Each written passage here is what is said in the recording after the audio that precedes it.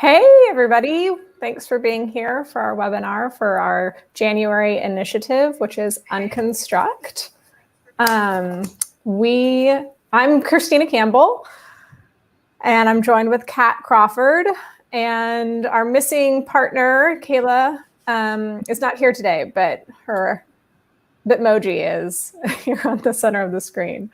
But we're going to get started with just a little icebreaker here. It is almost time for making New Year's resolutions, and perhaps if you're watching the recording, it's already the new year, 2021. But we thought it would be kind of neat to share one of your New Year's resolutions in the chat. So if you're with us now, please write in one of your resolutions for the year, and we're going to choose a winner either after the end of this recording or after the end of this webinar or a little later, and we'll contact the winner. So please don't miss out on the chance to get a little prize, something for you or your classroom, and put in your resolution. I was trying to think about my resolutions. Kat, I'm sure you were as well. I've been able to do some reading these past couple of days, and I think that's one of my resolutions. I just want to do a little more of relaxation reading and kind of enjoyment reading versus work reading. So that's something I want to look forward to doing in 2021. What about you, Kat? I shared with you before our call that I love to listen to podcasts, but I think I'm going to mix it with a little exercise and outdoor time. So I'm thinking every day I'm going to try to walk my podcast listening. So we'll see. I love crime podcasts, and I think, maybe I don't get to go home until they find out who the murderer is, and that'll be my incentive to really make it all the way around the lake by my house. That's impressive. Thanks. That's good. Good luck with that one, and good luck with everybody else on your resolutions this year. Absolutely. I think looking at 2021, it can only go up from here. So we got good things planned. So design thinking is a core element to this month's initiative. And although I know some of you guys have participated in some of our cardboard projects in the past, we've kind of created something with a little bit more structure and thematic elements embedded as well. And so to introduce some of that structure, we wanted to share with you this design thinking video that kind of introduces you to the design thinking process. And of course, as you're getting to know this process, know that we are here throughout the month to help sort of support you as you're integrating this into your classroom. So don't hesitate to ask questions in the webinar or email us throughout the month and kind of pick our brains on design thinking. But here is your first introduction. Design thinking is a 5-step process to come up with meaningful ideas that solve real problems for a particular group of people. The process is taught in top design and business schools around the world. It has brought many businesses lots of happy customers and helped entrepreneurs from all around the world to solve problems with innovative new solutions. Step 1. Empathize. The purpose of Step 1 is to conduct interviews that give you an idea about what people really care about. We need to empathize with their situation. For example, if you want to help old people, you might find that they want to keep the ability to walk around. In your conversations, they might share with you different ways they can do that. Later into the interview, you'll want to dig a little deeper, look for personal stories or situations where things became difficult. Ideally, you redo the process with many people with the same problem. Step 2. Define the problem. Looking at the interviews, you can now understand the actual needs that people are trying to fulfill with certain activities. One way to do that is to underline the verbs or activities that the people mentioned when talking about their problems, like going for a walk, meeting old friends for tea, or simply going grocery shopping around the corner store. You might realize it's not so much about going out, but more about staying in touch. After your analysis, formulate a problem statement. Some elderly are afraid to be lonely. They want to stay connected. Step 3. Ideate. Now focus only on the problem statement and come up with ideas that solve the problem. The point is not to get a perfect idea, but rather to come up with many ideas, like unique virtual reality experiences, senior-friendly hoverboards, or a modified pushcart. Whatever it is, sketch up your best ideas and show them to the people you are trying to help, so you can get their feedback. Step 4. Prototype. Now take a moment to reflect on what you have learned from your conversations about the different ideas. Ask yourself, how does your idea fit in the context of people's actual lives? Your solution could be a combination of a new idea and what is already being used. Then connect the dots, sketch up your final solution, and go build a real prototype that's just good enough to be tested. Step 5. Test. Now test your prototype with actual users. Don't defend your idea in case people don't like it. The point is to learn what works and what didn't, so any feedback is great. Then go back to ideation or prototyping and apply your learning. Repeat the process until you have a prototype that works and solves the real problem. Now you are ready to change the world or open shop. To experience design thinking firsthand, do the free virtual design thinking crash course from Stanford's D-School right now. You will learn to design a new gift-giving experience. So that's just a little introduction to design thinking. And this is actually something that we've used in a lot of secure school spaces before. And I'm sure those of you that are watching right now saw some elements to the process that might present a challenge. And so we've helped kind of design around that challenge, such as all the interview data has already been collected. So students can look through, watch videos, and collect feedback. And then they'll give each other feedback as opposed to getting feedback directly from the client. So this has worked in our spaces before, and sorry about that. And we've come up with some creative ways to help mitigate some of those concerns. So the idea behind Unconstruct is that students will uncover a problem and use the design thinking process to create a solution. We've given a specific theme to Unconstruct this year.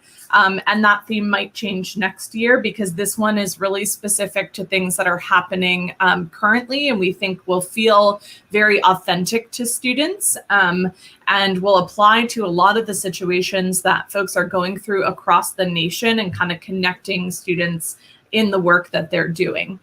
So students will identify a user. They'll learn to sort of empathize with them, define the problem they want to solve for them, and then come up with lots of different solutions. Once they've done that, they'll focus in on one solution, which could be a single solution or a combination of solutions that they're going to build a prototype for. And as they're building, it's going to shift and change in many different ways. They'll get feedback and it'll change even more. And then they'll go into sort of testing their prototypes to get them as close to perfect as possible and then submit them for the contest.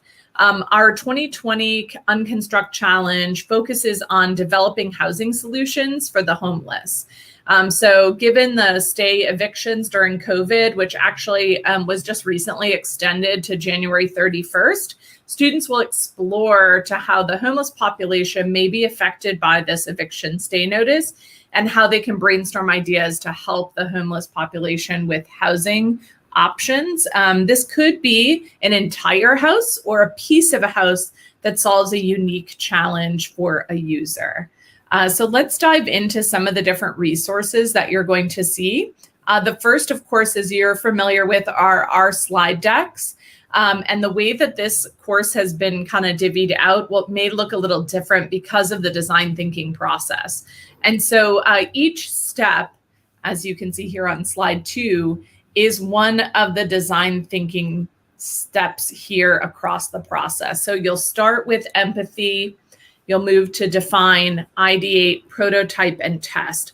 And we've kind of built a flexible schedule into the calendar. And so we have each one of these items lasting a single day. But if you decide you want to double up or leave a lot of extra time at the end for them to work on their prototypes and their design, it's totally up to you how you want these days to move.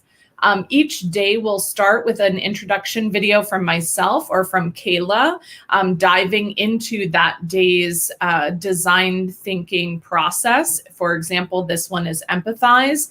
And then you'll start by kind of following the slides. So on the first day, we're just learning a little bit about the homeless population, getting to look at the data, getting to meet the people who are impacted, understanding who you could potentially be designing for. Are students going to focus on homeless youth or homeless recovering addicts or homeless college students or homeless elderly? All of the different types of housing that they would have to design for these populations could result in lots of different solutions. And so our goal here is to leave things really open for them to find a unique population to focus in on and then think about all the challenges that they're going to design for. There's some additional resources here to help them learn a little bit about where currently homeless populations sleep, some data on homelessness based on race and ethnicity, and then some kind of unique designs that have been come up with over time to get their brains thinking outside of the traditional setting. And that's one thing that you'll notice in the design thinking process is that they try to get kids to think beyond just the first solution that comes to mind. Our first solution often isn't our most innovative.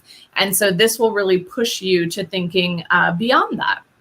So students will talk a little bit about what those users may need as they're listening to their voices. What do they hear them say? What do they think or feel, say or do? And what do they see? And then they'll talk about some of their pains. What are some of the obstacles or doubts or problems? And what are some of their gains? What are their goals, needs? What is success to them? And they'll fill out this awesome empathy map here with the focus of their user in the center. And then they'll move on the next day to defining the problem. Once they have a real clear picture of who they're designing for, they can figure out what that problem is that they're looking to address. And we do that by creating a really unique statement called a how might we statement. And there are directions that'll walk you step by step to creating this statement on day 2. And you'll see it here. How might we blank for blank in order to blank? And so they'll fill this in like a little Mad Lib to design their how might we statement that might read like, how might we create an accessible house for Martha in order to meet the needs of her disability? And then as the audience members, we will know that you are designing something because Martha needs accessibility features. Or how might we build a movable home for Jeff in order to help him find a safe place to shelter?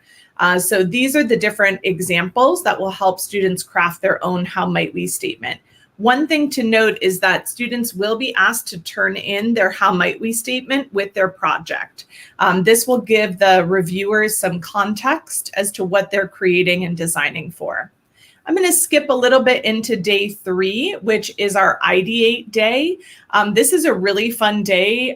You're going to work on an activity with students called the Crazy Eights. It's where students will fold a sheet of paper into 8 boxes, and they'll be asked to draw 8 totally different solutions to their problem. And this really gets their brain going and giving them lots of different ideas that they can then put into their prototyping. They'll participate in some feedback where they look and see each other's ideas and determine how feasible they are, how easy they would be to implement or build. And that will help them to storyboard out, what will this actually look like? And here you might see students combine 2 ideas together, and that is totally okay. It might be more than 2 ideas. But you'll definitely start to see, as you're getting feedback from each other, which of the ideas resonate most with other users in the classroom who can give feedback to students. Then we'll move into the prototyping. Students will love as they start to get their hands on that cardboard and start building the structures that they're designing in their mind. And prototyping is a great way for them to start designing something that they can touch and visualize and get even more feedback from students, which they'll do on the last day as they go into a gallery walk. I had an opportunity to do this with some folks in Houston, where students designed things, and then we set up this great big gallery walk and gave feedback to the students, and it was such an incredible experience. They've continued to do this since then, but it allows the kids to go back and continue to iterate and build as they're coming up with their final designs. When they're done, you'll actually be submitting your final products to us in kind of a unique way. So I'm going to show you that slide real quick. Students will put in their "how might we" statement on the slide. This will be available as a Google copied slide, but also as a PowerPoint. They'll put in a picture of their crazy eights so we can kind of see the process, how they came up with all those solutions. And then you can add multiple pictures of your final design. One of the reasons that we're using a slide, for anyone who's ever tried to submit pictures as one of our initiatives, you can often get an error message because of the size of your picture. But by doing it this way, you'll be able to put lots of pictures and make sure that it'll turn in okay. So this should really help with the submission process. So now that we've kind of gone through that big picture, I'm going to show you the calendar. We are launching this on January 4th. I know some of you have returned back or might be joining us on your break right now, as I see we have a couple viewers watching live. You're welcome to start it at any time. We have a lot of flexibility in the month. We've outlined the first week for the 5 days of the design process, but again, you can feel free to move those around as you wish.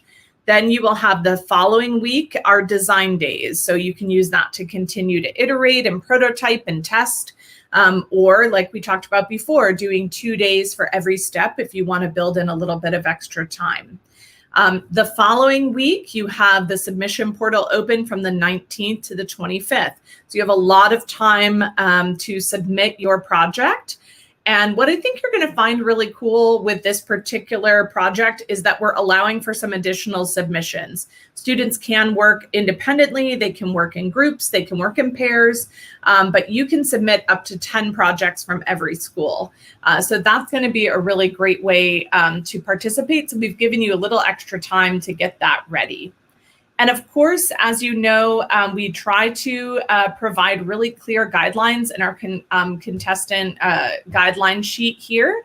And so you'll see that we've asked students to give the "how might we" statement, as well as pictures of the design project. We will be opening the submission portal from the 19th to the 25th. That we will be accepting up to 10 projects for review from each school. So there's a lot of additional things in here that can be added. If you would like to submit that many projects, you are more than welcome to. All of the other eligibility requirements for this are going to be very similar. Let's see here. So that's a note on the contest guidelines, as well as the calendar, our submission platform, and the materials. I'm going to skip next to supplies because we get this question a lot.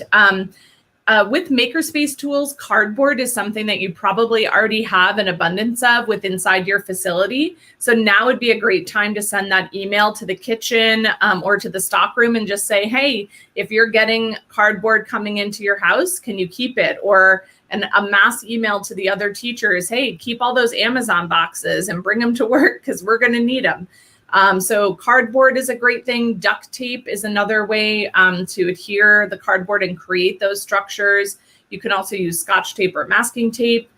Empty toilet paper and paper towel rolls can be a great way to design structures and provide additional materials for design. Fabric, felt, and ribbon can be good ways to create things that maybe will help students build unique kind of structures for housing, any type of recycled containers or odds and end craft supplies. I'll kind of leave that open depending on your facility's requirements. I will put a mention here. There's a thing called Make-A-Do, which I was thinking for our winner, we would send these out to the site who wins. This is a safe saw, so it's actually made out of plastic. It cannot cut through your hand or anything that you would not want it to cut through other than cardboard. So we have a lot of secure schools that use these products to do cardboard challenges in their space. And we'll be sending our lucky winner a couple of Make-A-Do, but we will also share that out with you guys if you'd like to order some for the contest. So we talked a little bit about the competition and submission.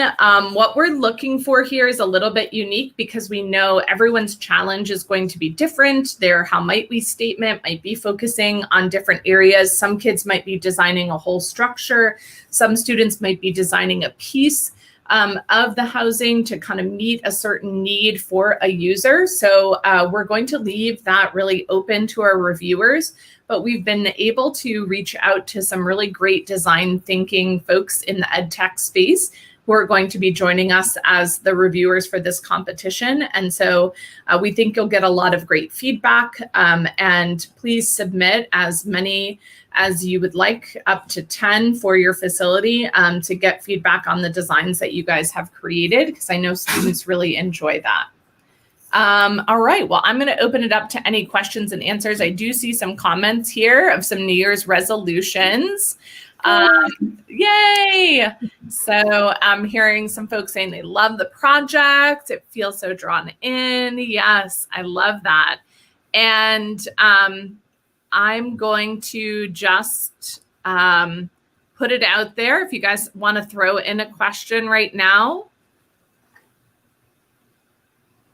I also want to point out that all of the resources are on our website at breakfree-ed.org/unconstruct. So all those resources that Kat just talked through are available on our website on the Unconstruct page, along with the link to the submission portal and lesson plans. Awesome. No, that's really great. Oh, great things I see here. Awesome. Thank you guys so much. Mark, I think we'll have to highlight your comment because it's just so awesome. Yes. All right. Well, as Christina and I promised, we know that some of you guys are on break and won't be getting to this initiative and this video until Monday, January 4th. And so we will draw a winner on the 4th after we send out this webinar and send some Make-A-Do safe saws out to our favorite New Year's resolution. So keep them coming. And now we've had both of our dogs barking, so I think that deserves a prize in and of itself. And we'll talk to you guys soon. Thanks for joining. Bye.